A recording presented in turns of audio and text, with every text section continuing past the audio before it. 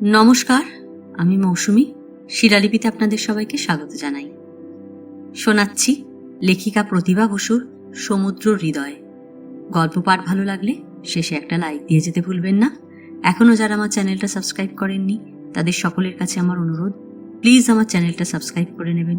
পাশে যে বেল নোটিফিকেশনটা আছে সেটা অবশ্যই প্রেস করে দেবেন। আর গল্প পাঠ ভালো লাগলে আপনার প্রিয়জনদের সঙ্গে গল্প ভাগ করে নিতে ভুলবেন না। আজ উপন্যাসের পঞ্চম পর্ব।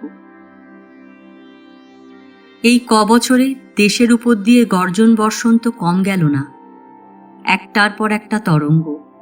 ক্ষিপ্ত জনগণ রেল লাইন উপড়েছে, স্টেশন পুড়িয়েছে, গোলা লুট করেছে, পোস্ট অফিস জ্বালিয়েছে, কেটে দিয়েছে টেলিগ্রাফের তার। যুদ্ধের জন্য সঞ্চিত যা কিছু প্রয়োজনীয় যানবাহন সব নষ্ট করেছে।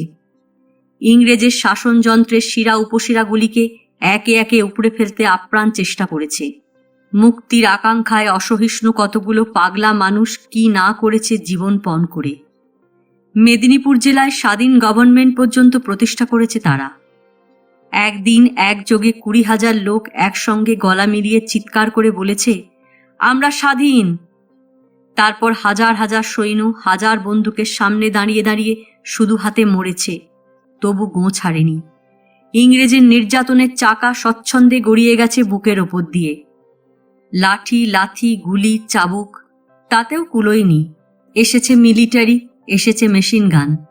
আসুক, তবু পা টলেনি এতটুকু। স্বাধীন জাতীয় সরকার, ব্রিটিশ সরকার পাশাপাশি ঠিক দাঁড়িয়ে থেকেছে। আর তার উপরে এগিয়ে এসেছে আজাদ হিন্দ ফৌজ। কে না জানতো যে কোনো মুহূর্তে তারাও বাংলাদেশে এসে পড়তে পারে। আর তার ফলে কেবলমাত্র মেদিনীপুরই নয়, সারা বাংলাতেই একটা বিদ্রোহী জাতীয় সরকার গড়ে উঠতে পারে, এই আশঙ্কায় ব্যাকুল হয়ে উঠেছে ইংরেজরা। তখন তারা কোন দিক সামলাবে? জাপানকেই আটকাবে, না এই সম্ভাবনাকেই রোধ করবে?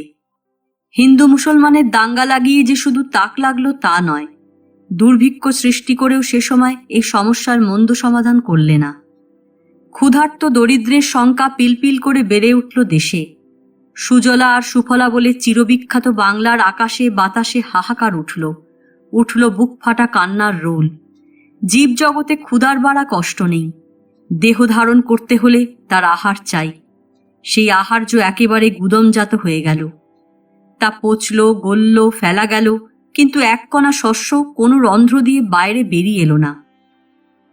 লোকগুলো হা হা করতে করতে রাস্তায় বেরুলো, গ্রাম ছেড়ে শহরে এলো। পেটের তাড়নায় দিক বিদিকে ছড়িয়ে গেল, হারিয়ে গেল। ডাস্টবিনের নোংরা পচা গলিত খাদ্য নিয়ে ছেঁড়াছিড়ি করতে লাগলো কুকুরের সঙ্গে। শরীর শুকিয়ে কঙ্কাল হয়ে গেল। কেউ গলায় দড়ি দিয়ে ঝুলতে লাগলো গাছের ডালে, কেউ কাপড়ে আগুন ধরিয়ে জ্বালা জুড়লো, কেউ জলে ডুবে ঠান্ডা হলো। আর যেসব হতভাগ্যরা তা পারল না, তারা ভাত দে ফ্যান দে বলতে বলতে ফুটপাতের উপরে নিঃশেষ হয়ে গেল। আর তাদের প্রাপ্য অন্ন লরি বোঝাই হয়ে তাদের পাশ দিয়েই রাস্তা কাঁপিয়ে চলে গেল গুদমজাত হতে। নেতৃস্থানীয় কেউ তখন বাইরে ছিল না। এত বড় ঘটনাটা ঘটাবার আগেই সকলকে নিয়ে গারদে পুড়ে রেখেছিল। কে উদ্বুদ্ধ করবে? কে তাদের বলবে যে ক্ষুধার জ্বালায় মরছো কেন? মজুত করা খাদ্য লুট করো, বিদ্রোহ করো, রুখে দাঁড়াও। তারপর যুদ্ধ থামল একদিন। আস্তে আস্তে মুক্তি পেল বন্দিরা। মুক্তি পেয়ে আবার তারা ঝাঁপিয়ে পড়ল যার যার কাজে। করেঙ্গে ইয়া মরেঙ্গে, এই একটি মাত্র মন্ত্র। মহাত্মাজি তার সমস্ত কর্মে এই একটি কথাকেই বারংবার উচ্চারণ করলেন। দেশে ইংরেজ বিদ্বেষ চরম হয়ে উঠল। বিদ্রোহের চেহারা দেখে স্তব্ধ হলো ইংরেজ। মহাত্মাজির কথাই বিপ্লবীরা এসে কংগ্রেসে যোগ দিল। সকলেরই এক কেন্দ্র, এক উদ্দেশ্য, এক গুরু। মহাত্মাজির মুখের দিকে তাকিয়ে আছে সব। তারা তাঁর নেতৃত্বে তখনই সংগ্রাম আরম্ভ করতে চায়। সমস্ত ক্ষমতা ভারতীয়দের হাতে ছেড়ে দিতে হবে বলে রুখে দাঁড়ালো কংগ্রেস। কিন্তু সেই চাঁদ সওদাগরের লোহার ঘরের মধ্যেও যেমন সর্ষে পরিমাণ একটি ছিদ্র পথে কাল ঢুকেছিল, ঠিক তেমনি সহসা মুসলিম লীগ বিরোধিতা করে সমস্ত ভেঙে দিল। তারা বলল, দাঁড়াও, ক্ষমতা এভাবে আসবে না। ভারতীয় মুসলমানদের আগে স্বতন্ত্র জাত বলে স্বীকার করো, স্বতন্ত্র রাষ্ট্র দাও, আমরা জাতীয় ঐক্যে বিশ্বাস করি না। ভারতবর্ষে 60 বছরের সংগ্রাম সার্থক হবার জন্য পরিপূর্ণ সম্ভাবনার ভারে থরথর করতে করতে থেমে গেল। মুচকি হাসল ইংরেজরা। তারপরেই লাগলো সেই সাম্প্রদায়িক দাঙ্গা। কিন্তু এই কি তার চেহারা? এত মর্মান্তিক, এত বীভৎস, এমন হৃদয় বিদারক। তাও নবাবগঞ্জে আর কতটুকু, একটা ঢেউ মাত্র। আসল দাঙ্গাটা হলো কলকাতায় আর নোয়াখালীতে। নৃশংসতায় হিন্দু মুসলমান কেউ কম গেল না। ছটফট করে উঠল সুলেখা। অনুমতি দিন সেনদা, একবার দেখে নি লোকটাকে। সেনদা শান্ত চোখে তাকিয়ে হাসলেন। এই একটা লোককে দেখে নিয়ে এতগুলো লোকের দুঃখ কি তুমি ঘোচাতে পারবে? পারবো পারবো, এই একটা লোকই 1 কোটি লোকের সর্বনাশের কারণ। নবাবগঞ্জেরই সুলতান আহমেদ নামক লোকটির ঠিকানা যেদিন মুছে যাবে জগৎ থেকে, অনেক পাপ, অনেক ক্ষতিও সেদিন দূর হয়ে যাবে ওর সঙ্গে সঙ্গে। এসব গোলমালের আসল পরামর্শদাতাটি কে? এই নরপিশাচ। দাঙ্গা লাগাবার মূল সূত্রটি কি? এরই কূটবুদ্ধি। মরি মরব, মরতে একদিন হবেই, কিন্তু ওর রক্ত না দেখে আমি মরতে পারবো না। নিচু গলায় সেনদা বললেন, থামো, শত্রুতা করো না। এটা শত্রুতা করবার সময় নয়, হিংসা করবার সময় নয়। মনে প্রাণে মহাত্মাজির পদ্ধতিকেই অনুসরণ করে চলবার চেষ্টা করো। মহাত্মাজির সব কথা শুনতে রাজি আছি, কিন্তু তার এই মুসলমান প্রীতি আমি সইতে পারি নে। হাত তুলেছেন সেনদা। তিনি পিতা, তার কাছে সকলেই গ্রহণযোগ্য। তাছাড়া চোখ নামিয়ে নিয়েছেন তিনি। মুসলমানরা যে আজ নিজেদের স্বতন্ত্র বলে ঘোষণা করছে, ভেবে দেখতে গেলে তার জন্য আমরাও কি খানিকটা দায়ী নই? ওদের মনে এই অভিযোগ, এই গ্লানি কেন জমেছে? আমাদেরই অন্যায়। অন্যায় আমাদের? মুখ থেকে কথা কেড়ে নিয়ে বলেছে সুলেখা, কক্ষনো না। আপনার এ কথা আমি মানব না, শুনব না। আমাদের কোনো অন্যায় হয়নি ওদের ওপর, ওরা নিজেরাই নিকৃষ্ট। তোমার মতো মেয়ের মুখে এটা মানায় না সুলেখা। মানায়, খুব মানায়। আসলে আপনি অন্যরকম হয়ে গেছেন। একদিন এই আপনি চট্টগ্রাম অস্ত্রাগার লুণ্ঠনের একজন নেতৃস্থানীয় ছিলেন। সেই লুট করা অস্ত্রশস্ত্র নিয়ে এই আপনি পাহাড়ে পাহাড়ে ইংরেজ সামরিক বাহিনীর সঙ্গে যুদ্ধ করেছেন। খানায় খন্দে পড়ে থেকেছেন, নালা নর্দমার জল খেয়ে তৃষ্ণা মিটিয়েছেন, গাছের কাঁচা পাতা কাঁচা ফল চিবিয়ে খিদে মিটিয়েছেন। আর আজকে কিনা আপনি একটা তুচ্ছ মশার মতো লোককে। আর আজকে আমি? সেনদা হাসলেন। 50 বছর বয়সে এটাই উপলব্ধি করেছি, চুরি করা রিভলভার বুকে গুঁজে হত্যার নেশায় বেড়ালের পায়ে চুপি চুপি ঘুরে বেড়ানোই একমাত্র পথ নয়। পথ সত্যি যিনি নির্দেশ করেছেন, তাকে অনুসরণ করাই একমাত্র ধর্ম। সমস্ত পৃথিবী যদি আজ এই পথে এসে দাঁড়াতো, সত্যি হয়তো স্বর্গরাজ্য হতে পারত। ব্রিটিশ সাম্রাজ্যবাদের কঠিন পাথর একটার পর একটা বৈপ্লবিক আঘাতে কিছুটা টলমল করেছে বটে, কিন্তু আজ এ কথাটা খুব ভালোভাবেই বুঝেছি, হিংসার বদলে হিংসা দিয়ে জয় হয় না। আমরা চিৎকার করে যতটুকু ছিনিয়ে নিয়েছি, উনি চুপ করে দাঁড়িয়ে থেকে তার চেয়ে ঢের বেশি নিজে থেকেই পেয়ে গেছেন। মারো, মরব, কিন্তু পণ ছাড়ব না। কত আর মারতে পারে মানুষ বলো? একদিন থামবেই, কিন্তু মারামারি হলে তার শেষ হয় না। অতএব মনের বাসনা মনে রেখে চুপ করে রইল সুলেখা। আর এই অবস্থার মধ্যে তাদের অন্য বাড়িতে চলে যাবার কথাটাও চাপা পড়ে গেল। নিবারণবাবুই বারণ করলেন সুষমা দেবীকে ডেকে। সুষমা দেবীও হাঁপ ছাড়লেন। মেয়েকে বললেন, দেখলি তো, আপন আপন, পর পর, যে না বোঝে সে আব্বর। হেসে পেলে সুলেখা বলল, আব্বরটা কি মা? কি আবার, বোকা, তোর মতো বোকা। হাজার হোক ওরাই আমাদের আপনজন। ভালো করুন মন্দ করুন, প্রাণের টান যাবে কোথায়? প্রাণের টান? তুই সেদিন যে ব্যবহার করেছিলি, তারপরেও আমাদের এ বাড়িতে থাকতে দেওয়া, সেটা নেহাতি দয়া। তাছাড়া নিজেই তুই চলে যেতে চেয়েছিলি। ভেবে দেখ গেলে কি হতো। কি আবার? মেয়ে হয়ে জন্মেছিস, এত তেজ ভালো না, ধৈর্য ধরতে শেখ। শেষ পর্যন্ত তোর জ্যাঠা নিজে থেকেই তো বারণ করলেন যেতে, রাগ কি রাখতে পারলেন? নাকি যাও বলে ঠেলে দিতে পারলেন বিপদের মুখে? ও, যেতে বারণ করেছেন, তাই এত? মৃদু হেসে আবার ভাইদের জামায় বোতাম লাগাতে মন দিল সুলেখা। সুষমা দেবী মেয়ের দিকে তাকিয়ে রাগ করে বললেন, তোর আর মন ওঠে না কিছুতেই। মনটা উঁচু তারে বাঁধা থাকলে ওঠানো একটু কঠিন কিনা? দাঁত দিয়ে সুতো কাটল সে। আর জ্যাঠামশাই যে এখন যেতে বারণ করবেন সে তো আমি জানি। কাজের লোক কই, পালিয়ে গেছে না? ঠিকে ঝিও গেছে, মদনও গেছে, তারপর তুমিও যাবে, আমিও যাব, সে কি করে হয়? তীব্র দৃষ্টিতে মেয়েকে ভস্য করলেন মা। বিচলিত না হয়ে ছোট ছোট শব্দে হাসল সুলেখা। আরও আছে, জ্যাঠামশাই এরপরে আমাকে ভলান্টিয়ার ঠিক করতে বলবেন বাড়ি পাহারা দেবার জন্য। বলবেন, তোদের তো অনেক গুন্ডা পোষা আছে, একটাকে ধরে নিয়ে আয় না, থাকবে সারাদিন। সুষমা দেবী রেগে বেরিয়ে যাচ্ছিলেন। আঁচল টেনে ধরল সুলেখা। হেসে আরও কি বলতে যাচ্ছিল, হঠাৎ থেমে গিয়ে উৎকর্ণ হল। কিরকম গোলমাল হচ্ছে না? সুষমা দেবীও কান খাড়া করলেন। তাই তো। কোথা থেকে ছুটে এলেন জ্যাঠাইমা। সর্বনাশ, আসছে আসছে। এলেন জ্যাঠামশাই। দুদ্দার করে দৌড়ে ছুটে ছড়িয়ে ছিটিয়ে যে যেখানে ছিল সব এসে জড়ো হলো এক জায়গায়। বেলা বোধহয় তখন 11টা। রবিবার। বাড়ি ছিল সবাই। মুখের রক্ত, বুকের রক্ত সব শুকিয়ে গেল ভয়ে। হাতের সেলাই ফেলে কোমরে কাপড় বেঁধে উঠে দাঁড়ালো সুলেখা। ঝপাঝপ বন্ধ হয়ে গেল জানালা দরজা। প্রত্যেক দরজার মুখে টেনে টেনে নিয়ে যাওয়া হলো সব ভারী ভারী আসবাবপত্র, যাতে দরজা ভাঙলেও সহজে ঢুকতে না পারে। চলো, ছাদে চলো, চেঁচিয়ে উঠল সে। ছাদটাই নিরাপদ। সিঁড়ির মুখ আটকে দিই, চলো, তাড়াতাড়ি করো, আসছে, এদিকেই আসছে, এসে গেছে।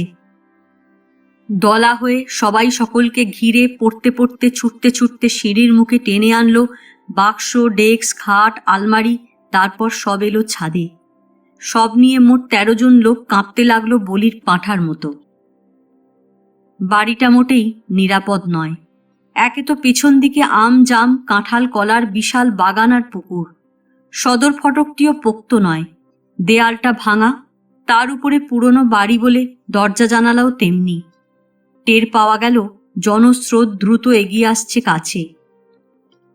ফটাফট আওয়াজ হচ্ছে, চিৎকার, কান্নাকাটি, হুড়োহুড়ি।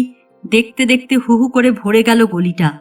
শত শত পায়ের লাথিতে গেট ভেঙে গেল সুলেখাদের। দা, শাবল, কুড়ুল দিয়ে নির্দয় হাতে ভাঙতে লাগলো সামনের দরজা। অতর্কিতে আক্রমণ হলে যেসব সংকেত শিখিয়ে দিয়েছিল স্বেচ্ছাসেবকের দল, তার একটাও মনে করতে পারল না কেউ। সব ভুলে কেবল একটা সমবেত আর্তনাদের রোল তুলল আকাশে। নিচের নরস্রোতের দিকে তাকিয়ে কতক্ষণের জন্য সুলেখাও স্তব্ধ হয়ে গেল। দাঁতে দাঁত লেগে এলো তার, হাতে হাত আটকে গেল, বুকটা ধকধক করতে লাগলো একটানা যন্ত্রের মতো। তারপরেই সে শক্ত হয়ে দাঁড়ালো। একটা ঝাঁকানিতে জাগিয়ে তুলল নিজেকে। নাক দিয়ে আগুনের মতো নিঃশ্বাস বেরোতে লাগলো, বুকের ওঠা পড়া হাঁপড়ের মতো হলো, সমস্ত শরীরে বিদ্যুৎ খেলে গেল। হিংস্র সাপদের মতো জ্বলে উঠল 2 চোখ। হঠাৎ কোণে জড়ো করে রাখা মাসের কয়লা স্তূপ থেকে বড় বড় চাঙড় তুলে ক্ষিপ্র গতিতে এলোপাথারি ছুটতে লাগলো নিচে 2 হাতে। শুধু তাই নয়, কয়লার পাশে ভাঙা উনুন, ঠ্যাং ভাঙা চেয়ার, ফেটে যাওয়া জলচৌকি, বাড়তি তক্তা, লোহার কড়াই, ডাম্বেল, শিলনোড়া, পুরনো ট্রাঙ্ক, বাচ্চাদের ঠেলাগাড়ি, বাঙালি গৃহস্থদের স্বভাবদোষে জমানো বহু বছরের যত কিছু আবর্জনা জড়ো করা ছিল, সব তুলে তুলে ছুটতে লাগলো চাপ চাপ জনতা লক্ষ্য করে। এই অপ্রত্যাশিত প্রতিরোধের জন্য প্রস্তুত ছিল না ওরা। কারো মাথা ফাটল, কারো চোখ গেল, কারো দাঁত ভাঙল। শিলনোড়ার আঘাতে একসঙ্গে 3টে লোক জখম হয়ে ছুটে পালালো। আর তারপর এক সময় দেখা গেল এক জোড়া হাত কখন যেন 13 জোড়া হয়ে উঠেছে। আর 26খানা হাতের কয়লা বৃষ্টির মধ্যে দাঁড়াতে পারে এমন সাধ্য কারো হলো না। জনতা ছত্রভঙ্গ হয়ে কোথায় কোন নতুন শিকারে এগিয়ে গেল উন্মত্ত আবেগে। ততক্ষণে শাঁখ বেজে উঠেছে ঘরে ঘরে। মাটি ফুঁড়ে বেরিয়ে এসেছে দুরন্ত ছেলের দল। একজনের নায়কত্বে 100 জন ঝাঁপিয়ে পড়েছে 1000-এর মধ্যে। কে রুখবে তাদের? কে মারবে? এরপরে কিছুকাল পর্যন্ত দেশে যেন আর কোনো আইন রইল না, আদালত রইল না, রাজদরবার রইল না নালিশ জানাবার। কেবল দস্যুতা, হত্যা, হানাহানি আর পৈশাচিকতার উল্লম্ফন। যে যাকে পারছে মারছে, কাটছে, খুন করছে। হিন্দু মুসলমানকে আর মুসলমান হিন্দুকে। সারা দেশ জুড়ে এই একটি মাত্র কথা, মারো আর কাটো। হিন্দু পাড়াগুলো ভেসে গেল মুসলমানের রক্তে, আর মুসলমান পাড়াগুলো হিন্দুর রক্তে। যেহেতু নবাবগঞ্জ মুসলমান প্রধান শহর, সেখানে হিন্দুদের অবস্থা ক্রমেই সঙ্গীন হয়ে দাঁড়ালো। যে যেমন করে পারল পালাতে লাগলো শহর ছেড়ে। তার মধ্যে কেউ পারল, কেউ অর্ধপথেই শেষ হয়ে গেল। গৃহস্থেরা সব ঘরে ঘরে কুরু পেটে মাত্র একটি ঘরে জড়পুটুলি হয়ে বেঁচে রইল কোনো রকমে। সব বাড়ি এক বাড়ি হলো, সব হাঁড়ি এক হয়ে গেল। লড়াই তো শুধু মুসলমানের সঙ্গে হিন্দুর নয়, ব্রিটিশ সাম্রাজ্যের লক্ষ লক্ষ সৈন্য আছে পিছনে, আছে বন্দুক আর কামান। শহরে কারফিউ হলো, 144 ধারা হলো, আরও কত কিছু আইন হলো, ঠিক নেই তার। রাস্তায় 3টি মাথা একত্র হলেও পুলিশের কবল থেকে রক্ষা পেল না কোনো হিন্দু। হাতে একটা ছড়ি থাকলেও সেটা মহা অপরাধ বলে গণ্য হতে লাগলো। আর হাজার হাজার মুসলমান যখন আল্লাহ আকবর বলে গগন বিদারক জিগির তুলে এক একদিন এক এক পাড়া লুট করে বেড়াতে লাগলো, সরকারি পুলিশের টিকিটিও দেখা গেল না তখন। শেষে গুর্খা সৈন্যরাও বিদ্রোহ করল হিন্দুদের বিরোধিতা করায়। তাতে কি, তৎক্ষণাৎ এলো পাঠান সৈন্যের দল, খুলে দেয়া হলো জেলখানার গেট, যত মুসলমান গুন্ডাকে ছেড়ে দেয়া হলো বিনা শর্তে শহরের মধ্যে। অবস্থা চরমে উঠল। আর কিছু না, একটা রিভলভার, শুধু একটা রিভলভার, শুধু একটা লোককে ঠান্ডা করা। পাগল হয়ে গেল সুলেখা, সেনদার কাছে প্রায় হত্যা দিল। সেনদা বললেন, কি হবে রিভলভার দিয়ে? মারবে? কেন মারবে? কি অধিকার আছে তোমার একজন মানুষকে প্রাণে মারবার? সেই প্রাণ কি তোমার রচনা যে তুমি তা হরণ করবে? না, ওসব মনোভাব ছাড়ো, ও পথে আর না। রক্তের পথ পিছল, পতন অনিবার্য। আজকাল কি যে বলেন সেনদা বুঝতে পারে না সুলেখা, বুঝতে চায়ও না। সেনদার এসব নিরামিষ কথায় তার মন আরো ক্ষিপ্ত হয়ে ওঠে। মাথার মধ্যে একটা পোকা তাকে কেবলই কুড়ে কুড়ে খায়, প্রতিহিংসার আবেগে সে কাঁপে। শেষে সেনদাকে ছাড়ল। বুঝল সেনদা অনুমতিও দেবেন না, অস্ত্রও দেবেন না। এবার সে তার এক অনুগত অনুচর 15 বছর বয়সের বীরেনকে ধরল।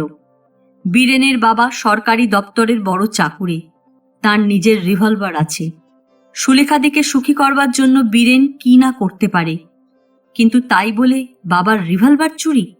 সে যে বড় শক্ত কাজ। বাবা অত্যন্ত হুঁশিয়ার, ভুলক্রমে ওই বস্তুটি তিনি যেখানে সেখানে রাখেন না। ওটা চুরি গেলে চাকরি নিয়ে টানাটানি হবে। ছেলে মানুষ বীরেন শেষে এক চকচকে ধারালো ছোরা জোগাড় করে এনে দিল। এইবার রিভলভারের চেয়ে কম কি, কেবল কাছাকাছি হবার সুযোগ। তার চেষ্টায় থাকলে মিলতে কতক্ষণ? নবাব সাহেবকে চায় সুলেখা দি? একটা মিটিং ডেকে ভুলিয়ে ভালিয়ে নিয়ে এলেই হয়। মুসলমান বালক সেজে সে তো কতদিন ওদের গোপন পরামর্শ শুনে এসে খবর দিয়েছে সমিতিতে। তেমনি করে নবাবকেও না হয় ফাঁদে ফেলবে একদিন। কিন্তু তারপর? এতক্ষণে সচেতন হয় বীরেন। তারপর যদি ধরা পড়ো? ধরা পড়া সোজা কিনা? আর পড়লে পড়ব, কি হবে? প্রত্যয় দৃঢ় গলায় জবাব দেয় সুলেখা। কি হবে? দ্বীপান্তর হবে, ফাঁসি হবে। অনেক প্রাণীর জন্য তোর একটা সুলেখাদির প্রাণ নয় মুছেই গেল পৃথিবী থেকে। নেশায় আচ্ছন্ন হয়ে সুলেখা বীরেনের দিকে তাকিয়ে হাসে। বীরেন মূর্ছা যায়, কম্পিত গলায় বলে, না না, ওসবে দরকার নেই, ওসব করতে যেও না তুমি, বরং আমাকে হুকুম দাও, আমি যাই, আমি রক্ত এনে দেখাই তোমাকে। সুলেখা বীরেনের মাথায় সস্নেহে হাত বুলোয়, সান্ত্বনা দিয়ে বলে, ভয় কি বোকা, তুই দেখবি আমাকে স্পর্শও করতে পারবে না কেউ। আর যদি ধরাই পড়ি, ছোড়াটা তো আমার নিজের হাতেই থাকবে, নিজের বুকে বসিয়ে দিতে কতক্ষণ? তুই কি ভেবেছিস ফাঁসিতে ঝুলবার জন্য আমি অপেক্ষা করব? ভয়ে, বিস্ময়ে, শ্রদ্ধায়, বেদনায় ঠোক গেলে বীরেন। বীরেনকে এত কথা বললে কি হবে? বাড়ি ফিরে কিন্তু মন ভারী হয়ে ওঠে সুলেখার। রাত্রে বিছানায় শুয়ে ছটফট করে। নাবালক ভাইদের দিকে তাকিয়ে, অসহায় মায়ের দিকে তাকিয়ে বুকের মধ্যে কেমন করে ওঠে। এরই নাম মায়া। মধ্যরাত্রে উঠে তাই গীতা খুলে বসে। এইভাবে দিন কাটে তার। অহরাত্র মনের সঙ্গে এই একই দ্বন্দ্ব, একই বচসা। ছোড়াটাকে সারাদিন আঁকড়ে থাকে বুকের মধ্যে, লালন করে, ইচ্ছের জোর দ্বিগুণিত হয়। আজকাল আর বেরুতে পারে না বেশি। রাস্তাঘাট নিরাপদ নয়। হিন্দু পাড়া দিয়ে এগলি ওগলি বেয়ে যেসব পথ গেছে, মাঝে মাঝে সেসব রাস্তা দিয়ে সমিতিতে গিয়ে পৌঁছয়, আবার ফিরে আসে কাজের নির্দেশ নিয়ে। কি নির্দেশ? না, মাথা গরম করো না। এটা মাথা গরম করবার সময় নয়। ছাই, আসলে সেনদার নিজের মাথায় আর তাপ নেই, তাই অন্যের মাথাকে শীতল করবার জন্য এত আবেদন নিবেদন। পুরো একটি মাস তাণ্ডব করে কয়েকদিন শান্ত রইল শহর। এইবার সেনদার নিজে ঘুরে ঘুরে শহরের সব গণ্যমান্য লোকেদের একত্র করে একটা ঘরোয়া বৈঠকের ব্যবস্থা করলেন। এভাবে তো চলতে পারে না। মরলে কি শুধু হিন্দুরাই মরবে? মুসলমানরা মরবে না? হাতে না মরুক, ভাতে তো মরবে।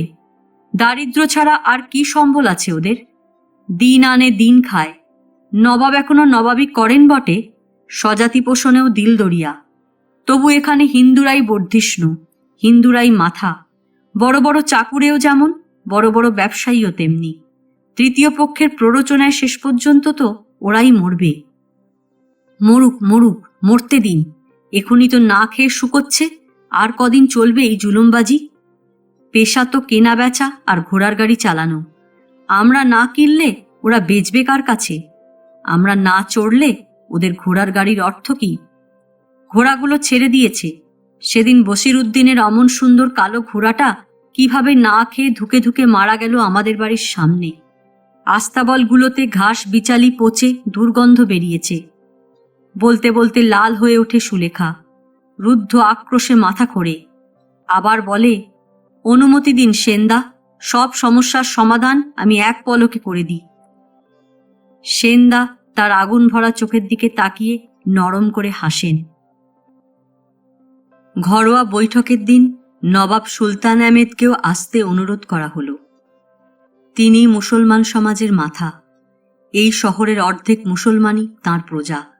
তাঁর সহায়তা ভিন্ন, শান্তির আশা কম। অন্যান্য মুসলমান ভদ্রলোকেরাও এলেন, সাগ্রহেই এলেন।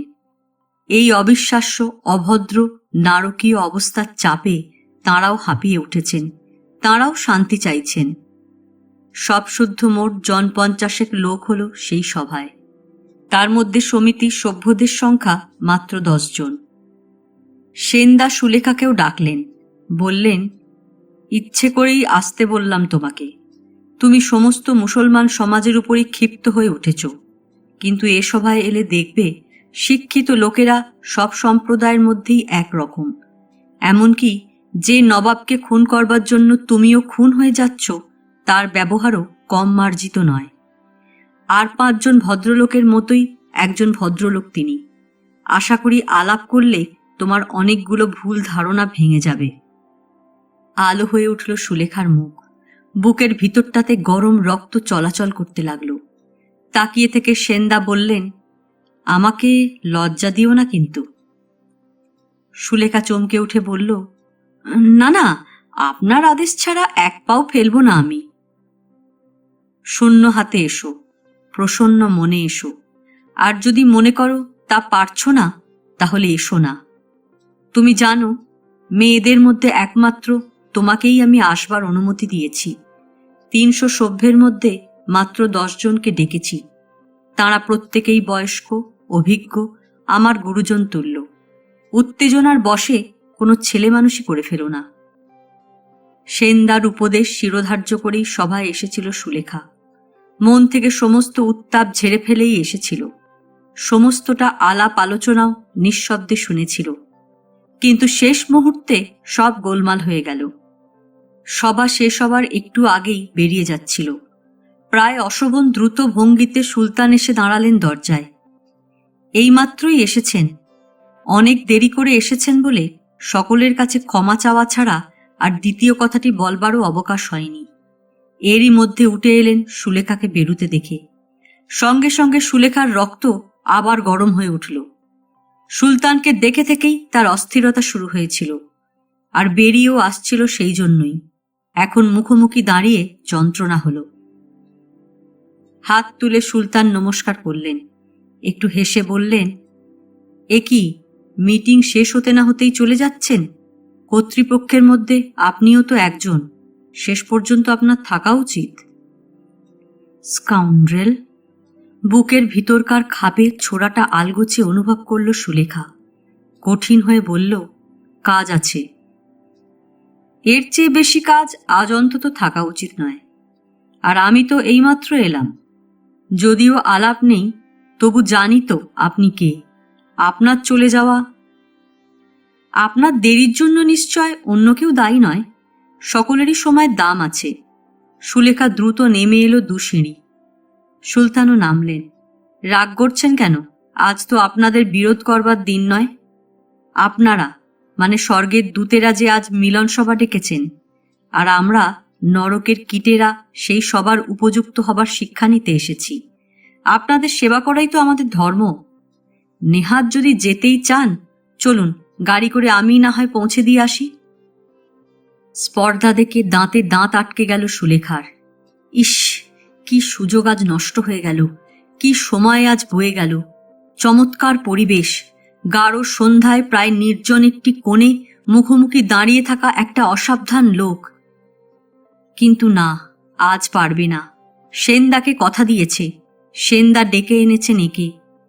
যেতে যেতেও সে ঘুরে দাঁড়ালো। গলার কাঠিন্যকে যথাসম্ভব মোলায়েম করে বলল, শুনুন, আপনার সঙ্গে আমি একদিন আলাদাভাবে দেখা করতে চাই। কি সৌভাগ্য! কোথায় হতে পারে ঠিক বুঝতে পারছি না। আপনি যেখানে বলবেন আমি সেখানেই যাব। কলেজ হলের মিটিংয়ে আসবেন? সোমবার? হ্যাঁ, সোমবার আসতে পারি, কিন্তু অত বড় জনসমুদ্রে কোথায় আপনাকে খুঁজে বেড়াবো? মিটিংটা তো হবে ভিতরে, বাইরে ভলান্টিয়াররা 2-4 জন ছাড়া কেউ থাকবে না। আমি না হয় পিছনের দিকে আমলকি বাগানে অপেক্ষা করব। বেশ তো। মিটিং আরম্ভ হবে 6টায়। দরজা বন্ধ হয়ে গেলে আমি 7টা নাগাদ বেরিয়ে এসে ওখানে দাঁড়াবো। খুব জরুরি কথা আছে বোধহয়? তা আছে। সুসংবদ্ধ দাঁতে সুলেখা হাসল। শহরের মধ্যমণি আপনি, আপনাকে শান্ত না করলে শহর শান্ত হবে কেন? সে ভারটা কি আপনার ওপরই পড়েছে? একটা বোঝাপড়া হয়ে গেলে ভালো হয় না? নিশ্চয়ই। আর সে বোঝাপড়া যদি আপনার সঙ্গে হয়, তাহলে আমি তৎক্ষণাৎ রাজি। তবে তাই কথা থাক। বেশ তো। পিছন দিককার আমলকি বাগান মানে সেটা? বুঝতে পেরেছি।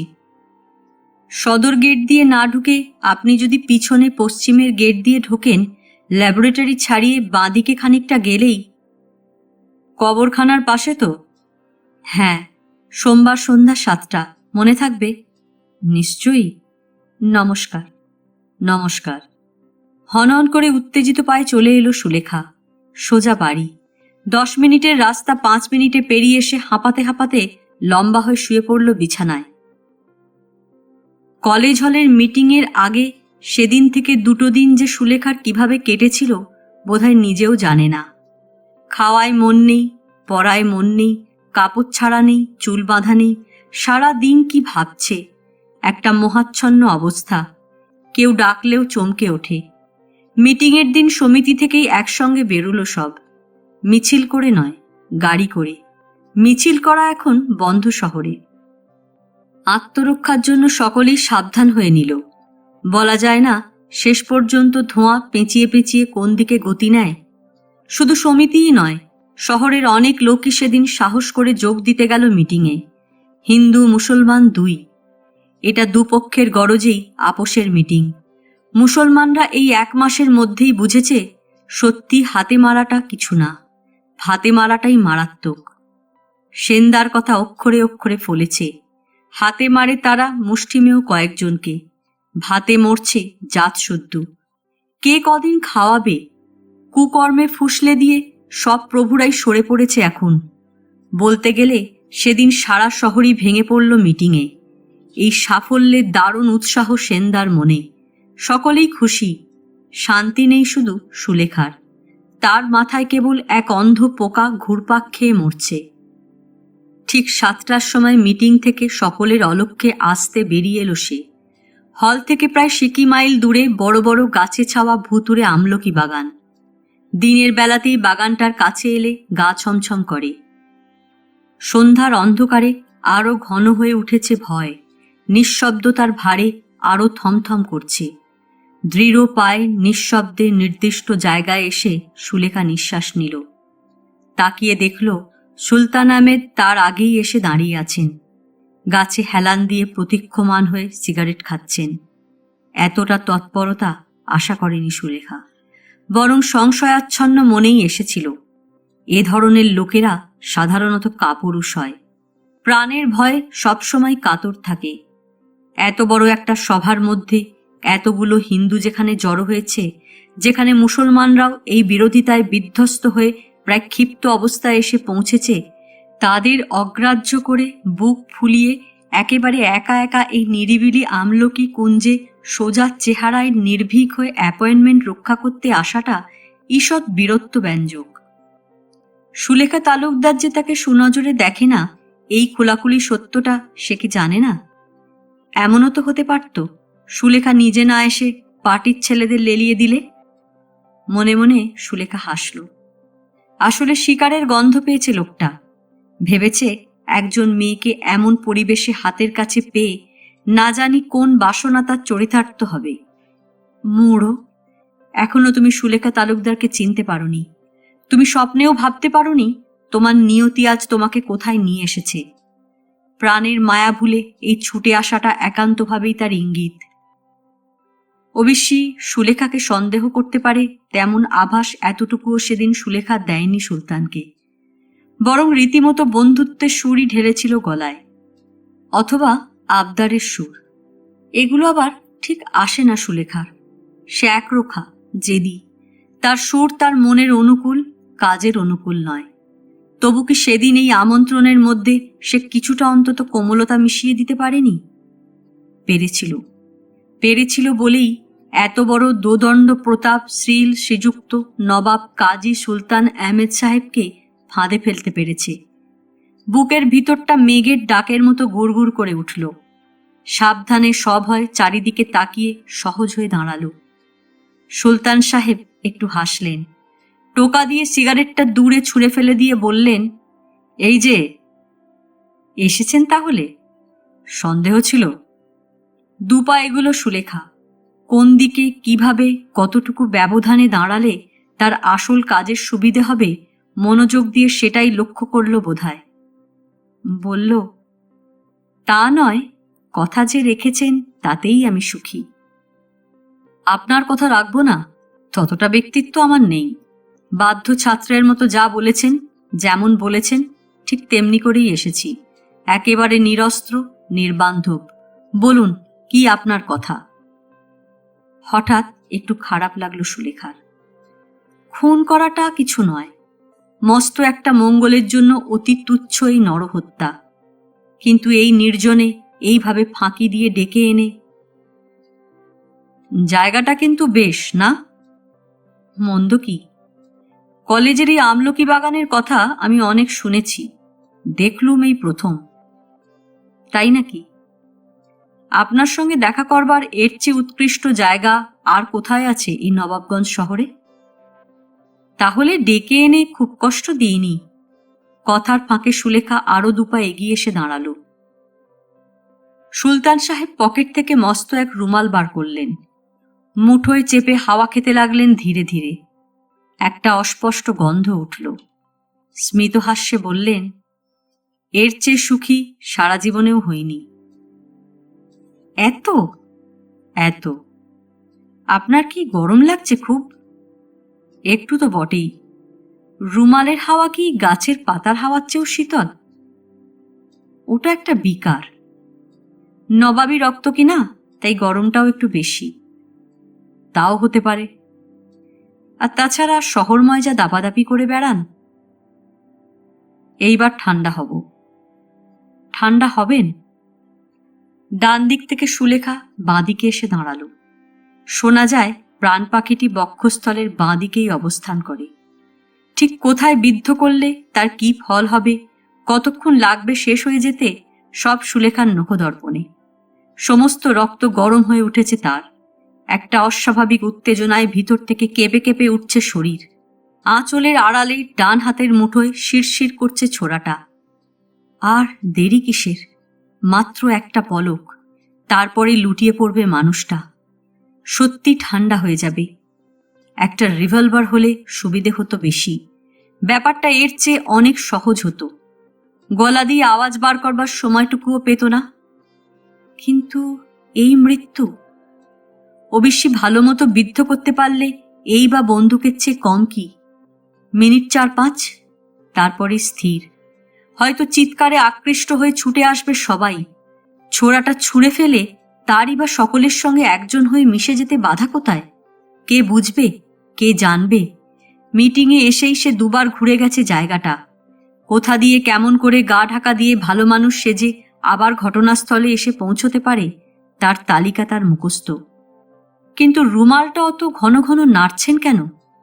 আসল কাজে অসুবিধে হয়ে যাচ্ছে যে, একাগ্রতা বিচ্ছিন্ন হয়ে যাচ্ছে, ঠিক মতো তাক করা যাচ্ছে না। আর রুমালি বা কই?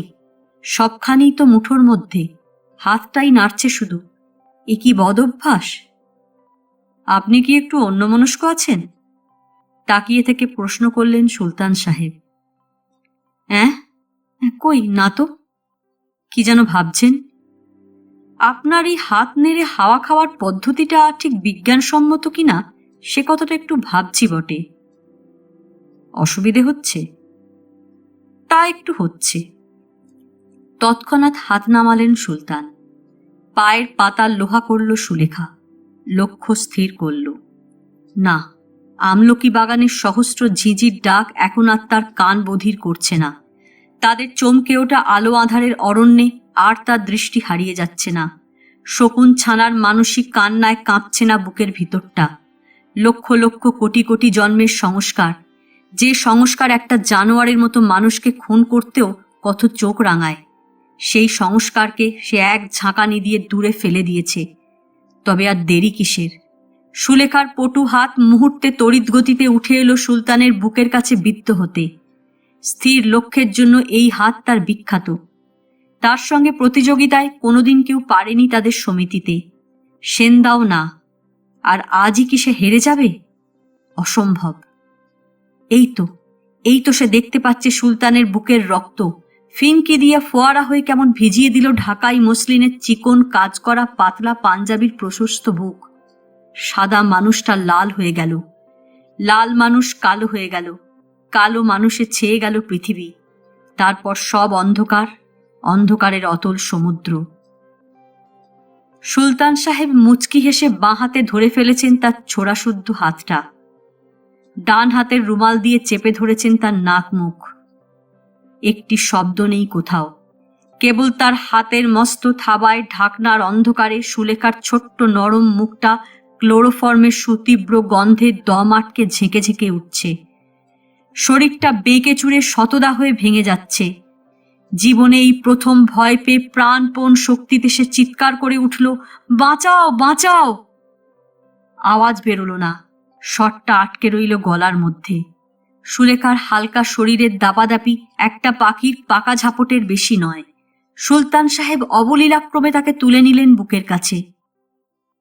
কাছেই গাছের ছায়ায় মিশে কালো গাড়িটা দাঁড়িয়ে আছে। খোলা দরজা দিয়ে ভিতরে ঢুকতে ঢুকতে সুলতান বললেন, এই সুযোগের অপেক্ষা একা তোমারই ছিল না সুলেখা সুন্দরী, এই গোলামেরও ছিল। ড্রাইভার স্টার্ট দিল।